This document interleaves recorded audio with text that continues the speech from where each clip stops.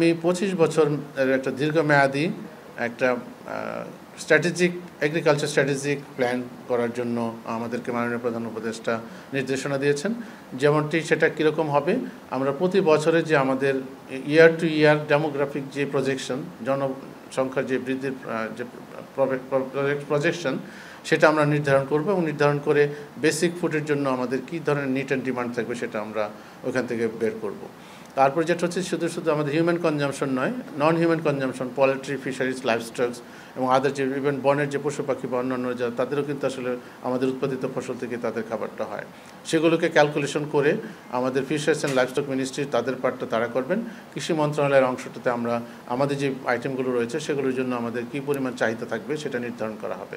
সেই নির্ধারিত চাহিদা অনুযায়ী আমরা কিভাবে এইটাকে ফুডটাকে আমরা নিশ্চিত করতে পারবো সেটা নিয়ে কাজ করার জন্য আমাদেরকে মাননীয় প্রধান উপদেষ্টা নির্দেশনা দিয়েছেন, যাতে করে আমরা দীর্ঘমেয়াদী একটা পরিকল্পনা নিয়ে সেটাকে